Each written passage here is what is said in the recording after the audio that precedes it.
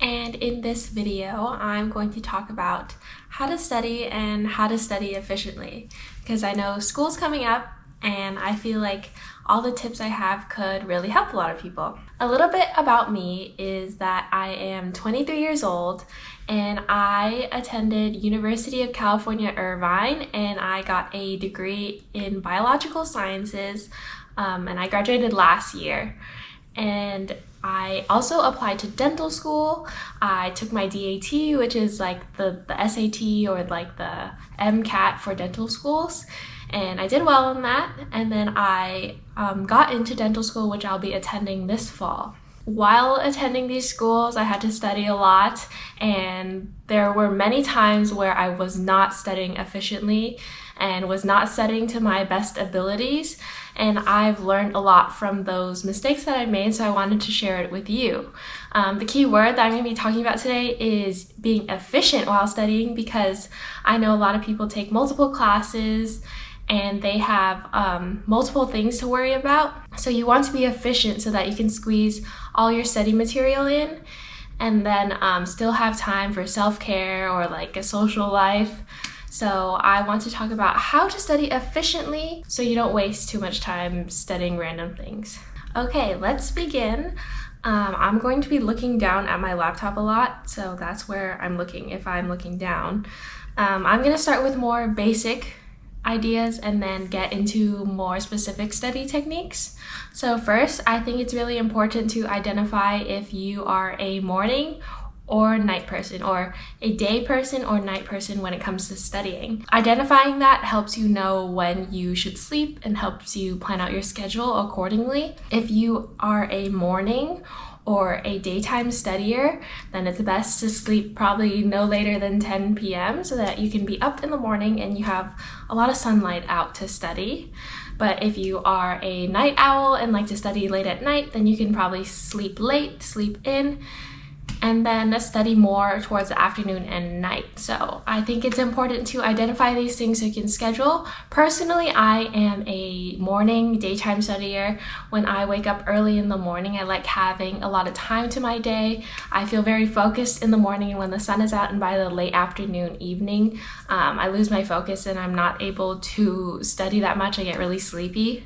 If you can, I recommend studying more towards the daytime because all the light and sunlight responds to your circadian rhythm and keeps you more awake. But if you're a night owl, then you're a night owl.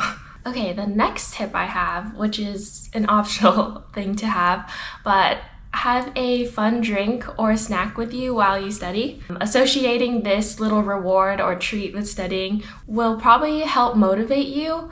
I like having like my coffee or any type of drink next to me, and then I get to drink it as a little reward while I'm studying. It gives me something to look forward to while I am focusing on something that I don't particularly like to look at. Like most people, I like to go to Starbucks and get the drinks and stuff. I tried this new drink. It is a shaken espresso with almond milk, 2 pumps of brown sugar, 2 pumps of sugar-free vanilla, and cinnamon powder. And it tastes exactly like the brown sugar oat shaken espresso. But I guess it's less calories because it has almond milk and sugar-free syrup.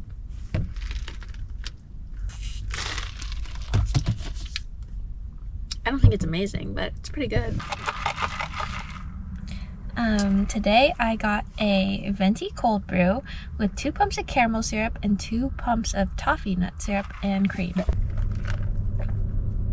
It can be pretty expensive, so I think it's important to learn how to make your own coffees or drinks that you like so that you don't spend at least $5-6 every single day. I sometimes like to go to McDonald's to get coffee because it's usually like $2 or less. Sometimes they have specials where you can get a large coffee for $1. Other things that I like to have while I study is probably like a soda, specifically Dr. Pepper. Diet Dr. Pepper I like, and I like to drink sparkling waters and energy drinks. Energy drinks are good to give you caffeine so that you can study. And the important drink that you should always have with you is water. It's important to stay hydrated while studying because when you're dehydrated, you tend to get more sleepy, but if you're hydrated, you probably will be more awake. So it's important to drink water while you're studying. Okay, the next important thing that you need to have is a good study location and probably multiple study locations. But some people like to study in the same spot all the time. I think it's really important, no matter where you live, no matter where you are, is to have a study location at home, because there's going to be some days where you don't feel like going outside, or there's lots of traffic, or it's like busy outside and you just want to stay home. You should have a designated space to study at home, probably a desk with a nice setup with things that you like, but don't let it be too cluttery or distracting. If possible, I know this is kind of rare, but if possible, it's good to have a desk away from your bedroom so that you're not tempted to lay in bed. But yeah, that's not always possible, but it's nice if you have like an office space or have your desk somewhere else. Other good options to study at is the library or some coffee shops. I like studying in libraries because it's quiet and it's motivating, because there's nothing else you can really do rather than study. And you see other people working, so that motivates you to keep working. Coffee shops are really nice. The one thing I don't like about coffee shops is that an open table is not promised. So since we're talking about efficiency and you want to do things in a certain amount of time, say you have a busy schedule and you want to squeeze some studying in, and if you go to a coffee shop, all the tables are taken, you wasted time driving there and looking for a spot, and then you waste time going probably somewhere else. So that's the one thing I don't like about coffee shops. But if you have a place that you like and you know you're gonna have a table, I feel like coffee shops are really fun because you get to get a little drink and probably a snack. And then the ambiance is really good in a coffee shop. Or if you can get some study rooms at your school or local library, that's really nice. Another great place to study, if the weather is good, is to study outside. I've studied outside before and it feels really good. The ambiance is really nice. You can hear the birds chirping. You feel the warmth of the sunlight. But of course, if it's rainy or if it's too hot, then being outside is not an option. But that is a good place to switch up where you want to study. Okay, so now I'm gonna get more into specific studying techniques, specific ways to study. So a very important thing is to comprehend what you're reading or listening to, like a lecture. So I struggled with this the most because it's easy to just read things in your textbook and it just goes right through your head. You're just reading the words, but you're not putting them together to comprehend them. But if you do that, you end up wasting time because you're gonna have to go back and read it again and review it again because you didn't understand it. And listening to lectures, I know it's difficult because it gets pretty boring to listen to other people if you're not super duper interested in the topic. But I think it's very important to try your best to convince yourself you're interested in the topic. Focus on what they are saying so that you can retain the information.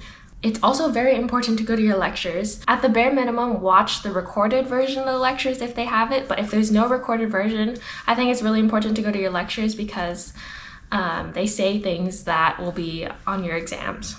Along with comprehending things, you should not just write notes to write notes. So say you're watching a lecture or you're reading something and you're just writing notes on the side, just copying down what they're saying, or just following word for word what the textbook says.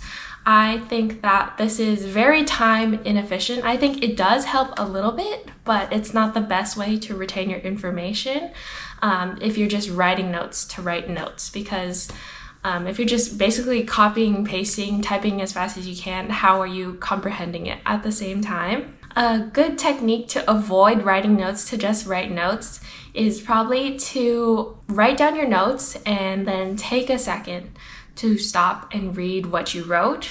I like to take my notes on flashcards sometimes, and while I'm making my flashcards, I stop for a second, read the front and the back of the flashcards, associate them together in my brain so I really comprehend them, connect them together, and understand them together. The next thing I'm going to talk about is being efficient while you study. So this connects back to the other part that I was just talking about, but practice active recall. You probably don't have the most time in the world to study, so you want to be efficient. Use your time wisely. Handwriting notes is really cool and you can make them look really nice.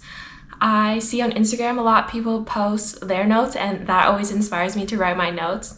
But what I realize every time I try, writing notes takes forever. It takes so long. You can get so much done in the time that you write a page of notes. So when I was studying for the DAT, they gave us basically a textbook and modules of things that we need to learn. And for each module, each chapter in the textbook, I wrote notes for them. And that took me at least a month and a half. And what I came to realize is that I did not retain the information that I was writing down. So I was writing things just to write them. Of course, I learned some stuff, but I was not completely retaining the information. I was not practicing much active recall to stick all that information in my brain, and it was a lot of information. But then I found that using flashcards through Quizlet or Anki, I could practice active recall, and the information that I learned retained in my head more. So when you're doing flashcards, things like that, say you get something wrong and you reread it again and you find out what's right, the more you do that, you learn from your mistakes and it sticks in your brain a little bit more. So after switching to that technique, I was able to retain my information a lot faster. I wish I did that in the beginning for my studying because it would have taken a lot less time. So that's what I recommend doing when studying efficiently. Another way to be more efficient is to set your notes up so that they are like flashcards. So basically, instead of writing out notes and then later making flashcards, why don't you just directly make flashcards as your notes? This cuts out a whole section of studying. You don't have to transfer all that information into flashcards. But of course, if you like doing that, if that helps you study, then you can do that. So the main way I like to practice active recall, test myself, and retain my information is through using the apps Anki and Notion. I first want to teach you how I use Anki to study. So Anki is a study device where it's basically flashcards. First, I am showing you how I use the basic flashcards with a front and back, question and answer. I sometimes use Anki as my notes, so instead of typing out different notes, I'm typing my notes from my textbook directly into Anki so that I can go straight to reviewing it after I'm done. So Anki is really useful in helping you memorize things faster. It uses spaced repetition, so basically in your flashcards you're going to want to study it every day, but it's not going to give you all the cards every day. It's going to give you cards to focus on the ones that you had a harder time with. So you're going to see as I am going over my flashcards, I'm going to show the answer and there's 4 options at the bottom. Again, hard, good, easy. If I choose easy, it's going to show me it in 4 days, but if I choose again, it's going to show me it sooner. Using this technique allows you to study more efficiently because you are focusing more on the terms that you are struggling with rather than the ones that you already know. Another type of flashcard that Anki has is called Close, which is basically a fill-in-the-blank type of question and answer. So I'm going to write out a sentence, and in these brackets, I'm going to put the answers to the blanks that's going to show up. So in the first one, in C1, I have enamel, and then I also want to add another fill-in-the-blank. So this one is going to be C2, meaning that each fill-in-the-blank will show up as different questions, but I wanted to change it back to C1 so that both blanks show up in the same question. So this is what it looks like in the flashcard format, and then it'll show the answer right there. The last type of flashcard that I like to utilize is image occlusion enhanced, which is using pictures. So I copy and paste this picture that I would like to know from my textbook. This allows me to memorize the terms in a diagram. So I will use this box feature to cover up the terms that I would like to know. From there, I have the option to hide all guess one, which means it would hide all the terms and I would guess one of them, or hide one of them and guess one, so it would only cover one of them and the rest would be showing. For this, I chose to hide all and guess one. And this is how it looks like when I am studying. All the terms are covered and one is highlighted for me to find the right answer, and this is done for all the ones that I've covered. I wanted to show you how I take notes in Notion using the toggle function. So this is my Notion, and this is where I keep a lot of my planner, calendar, and all random notes and stuff. but I wanted to show you notes. So I took an anatomy class over summer, and these are all my notes for it. And I mainly use the toggle function for it. So each page here links to a different chapter that we learned. And then as you can see, there are some study guides here. But I'm just going to show you how I took notes. So for this class, we had a Canvas course, and our professor wrote out all the notes for us, including pictures and everything. So each page is a chapter. So I'm going to choose one. So as you can see here, these little triangle arrows, these are the toggle functions. And to add a toggle function on Notion, you just put a plus, and then there is a toggle list. Or you can transform this, turn into a toggle list, and that means like it's a drop-down menu basically. That's what a toggle is. So within each toggle, while I'm taking notes, I think of questions for myself, or if there's definitions needed, I choose the main topic of a toggle. So this one says 4 types of tissues, and then I list out the 4 types of tissues. So basically it's like taking notes, but it allows me to look back at the notes as question and answer form, so I can practice active recall. So this one, you can even do further toggles, so epithelial tissues, general features, and then I drop down the toggle, and here's all the definitions of it.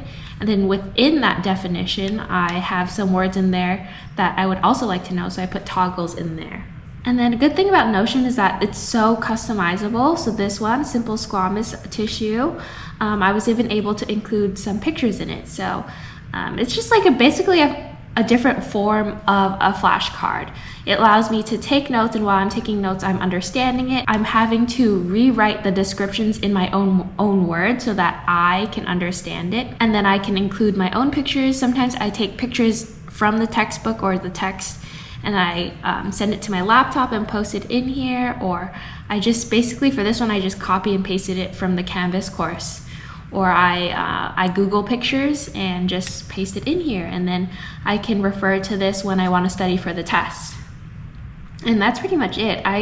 It's just another format of taking notes rather than just typing out everything. When you type out everything and you look back at it, it's hard to practice active recall because all the answers are already there. With this one, the answers are covered, so you can test yourself. And you can also highlight in Notion. So say I'm studying and I didn't understand this very well, pseudostratified columnar. So I will highlight it. So then I will know that one I need to study a little bit more. I think that's everything I want to talk about for my Notion notes. I found this through some study Instagram, and I thought it was a really efficient way to take notes. And efficient way to study. So once I had a test come up, I knew which things I needed to study and review. Maybe I just studied 2 for one day and then 2 chapters the next day, and that's it. Okay, the next tip I have that you probably hear all the time, but you need to consistently study. It's really important to consistently study because then you don't have to cram all your information in the end. Let's imagine you have a test on Friday, but everything that you need to know for that test is being taught to you Monday, Tuesday, Wednesday, and then Thursday is a day for studying. So Monday, Tuesday, Wednesday, you are probably watching lectures, receiving the information you need to know about that test on Friday. So what a lot of people fall for, what I have done in the past, I'm learning the information on Monday, Tuesday, Wednesday, from my professor, and then on Thursday I'm just cramming all that information in my head so that I can be ready for the test on Friday. But that's pretty difficult, cramming all that information. That means you're probably spending 5 to 6 hours studying all that information on Thursday. That's taking away time from your other classes. I think a good way is to consistently study every day leading up to that test. So on Monday, you're learning information about your test. So after class on Monday, review those notes. Probably it will take an hour at most to review what you learned, and that takes a lot shorter time, and then the rest of the day you have for other classes and other things you have to do. And then on Tuesday, you're learning more information about your test. After class on Tuesday, practice what you learned Monday and Tuesday, and that would probably take 1 to 2 hours. Wednesday, you're learning more information. Study the information you learned on Monday, Tuesday, and Wednesday. By that time, Monday's information is pretty stuck in your head because this is your third time studying it. And then you're still reviewing for Tuesday and Wednesday. And then Thursday, you can study all those materials again, except you've reviewed it a lot already, so it doesn't feel so stressful. I know a lot of people know that feeling of, it feels like you can't squeeze all that information in your head before your test. But if you consistently study and review as you go, it'll make that day before the test a lot easier. So basically, don't wait too long before your test to study. Instead of having a 5 to 6 hour study session for a test, you're going to have 1 to 2 hours a day. And in the long run, it's a lot shorter and gives you more time throughout your day to do other things. Okay, the next thing I want to talk about is taking breaks in between your studying. I know people say take breaks all the time, but I want you to take these breaks seriously and use them efficiently. So more on that is that instead of having a huge day of studying, probably you save 8 hours to a day for studying. That's a lot of hours. Maybe do 4 hours, break it up in between, give yourself 2 hours in between, or an hour, something longer in between to completely reset yourself, and then do another 4 hours later. During those 1 to 2 hours in between, you can do a workout, you can be making yourself food, do anything self-care related so that it gives you a complete reset, and then your brain can work and be more focused when the next study session comes around. And another technique that a lot of people talk about is the Pomodoro technique, and that's really useful for breaking up the ways that you study. And you can set different time intervals. So I forgot what the normal interval is, but there's like 25 minutes or 30 minutes of studying, and then you take a 5-minute break, and then you go back to your 25-30 minutes, and then you take, after a few sessions, you do a 15-minute break. But mess with it a little bit. Maybe you like to do longer study sessions, maybe you need a little bit more longer breaks. You don't have to stick to the original plan. There's a lot of Pomodoro clocks online, and if you just Google it, a lot of them show up. They have cute themes and everything, and they're really fun to use. So the combination of small breaks and long breaks is really important to when you study, so that you don't lose focus too fast. I like to go to the gym. I like to just pet my cat during a short break. I like to paint nails because that's one of my main hobbies. I like to do arts and crafts. I like to eat. So there's many ways you could take a break. So the last main tip I want to talk about is to avoid productive procrastination. So this is a type of procrastination where you're doing something productive so that you feel good, but in the long run, you're putting off your studying. So things like doing your chores, doing laundry, doing the dishes, cleaning your room, those are forms of productive procrastination. Instead, it helps to probably use one of your breaks to do those things. Do it in between your studying. So sometimes I like to productive procrastinate. I will do my laundry, I'll clean my room, I'll do everything before I start studying so that I feel like the house is completely clean and ready for me to study. But in the end, after I've done all that stuff, I get too tired to study and can't focus that much. But if you feel like you need to do those chores and things still, use them as breaks. So say I need to do laundry. I'm not going to do laundry until I finish this one chapter of your review, and then I can do my laundry, and then I'll get back to studying. Schedule your chores and things in between your studying, and spread it out a little bit so you don't get worn out. Another funny way that I productive procrastinate is research how to study efficiently.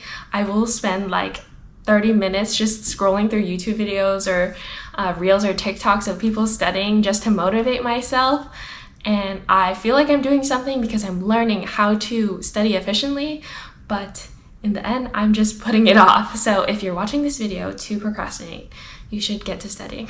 Okay, and then now I just have a bunch of random little tips for when you study. As a student, it's really important to have some type of planner, especially because not only do you have to study, attend your classes, you probably have extracurriculars, clubs, other things going on. So it's good to have a physical planner or a digital planner, any type of place where you can write things down of things you need to do and check off things once you complete them. Another random tip that I have is to romanticize your studying. Make yourself feel like you're a main character in a movie, attending university, and doing this beautiful studying. I like to watch a lot of study vlogs to motivate myself and get an idea of romanticizing studying and having aesthetic studying. YouTubers that I like to watch that are attending school or study often are Brianna Kwan. She's a great study vlogger and she does regular vlogs too. I also like to watch Yours Truly, Chloe. I think she attends school in Sydney and she vlogs her university a lot as well.